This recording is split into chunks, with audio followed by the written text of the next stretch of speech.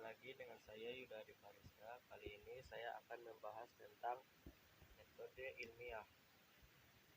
Metode ilmiah adalah metode sains yang menggunakan langkah-langkah ilmiah dan rasional untuk mengungkapkan suatu permasalahan yang muncul dalam pemikiran kita. Apa saja sih langkah-langkah metode ilmiah? Yang pertama, merumuskan masalah. Penelitian dimulai dan merumuskan masalah. Kamu nggak apa yang dimaksud dengan masalah? Dalam kajian ilmiah, masalah didefinisikan sebagai sesuatu yang harus diteliti untuk memperoleh jawaban atas suatu pertanyaan. Masalah dirumuskan dalam bentuk pertanyaan ilmiah yang bersifat terbuka yang memungkinkan adanya jawaban yang beragam. Rumusan pertanyaan ini perlu dicari jawabannya melalui eksperimen. Menemukan hipotesis.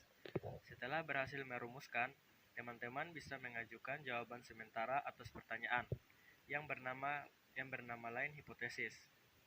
Hipotesis itu harus logis dan diajukan berdasarkan fakta loh ya.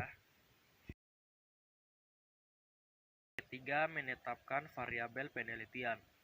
Variabel percobaan merupakan faktor yang dapat mempengaruhi hasil penelitian. Ada 3 jenis variabel, yaitu variabel bebas, variabel terikat atau bergantung, dan variabel tetap. Yang keempat, menetapkan prosedur kerja. Prosedur kerja merupakan langkah-langkah kerja yang terperinci dan runtut. Urutan langkah kerja ini dibuat ringkas namun dapat menggambarkan secara tepat pekerjaan yang harus dilakukan. Data tersebut akan memudahkan pelaksanaannya. Langkah kerja sebaiknya dibuat dalam bentuk diagram alir. Yang kelima, mengumpulkan data. Setiap gejala yang terjadi dalam percobaan harus dicatat saat itu juga. Dengan begitu, teman-teman dapat memperoleh data yang lebih akurat. Selanjutnya, kalian harus mengorganisasi untuk memudahkan dalam menganalisis dan mengumpulkan hasil percobaan. Oleh karena itu, teman-teman perlu menyiapkan tabel data pengamatan sebelum melakukan percobaan. Yang keenam, mengolah dan menganalisis data. Tabel dan grafik merupakan alat yang sangat bermanfaat untuk menyusun dan menganalisis data. Tabel dan grafik ini menampilkan bagaimana variabel terikat berubah sebagai respon terhadap perubahan variabel bebas.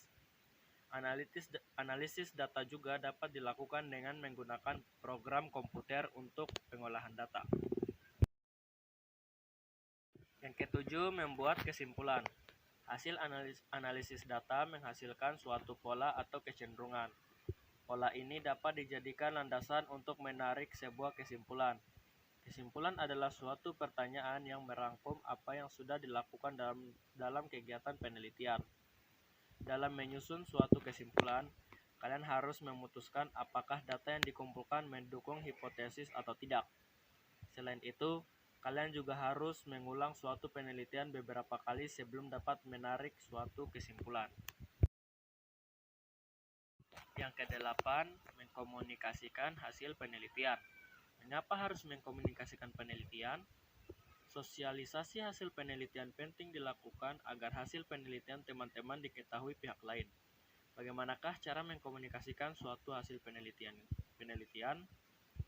Suatu hasil penelitian dapat dikomunikasikan melalui 2 cara, yaitu tertulis dan lisan.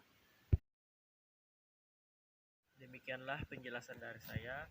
Lebih dan kurangnya mohon dimaafkan. Assalamualaikum warahmatullahi wabarakatuh.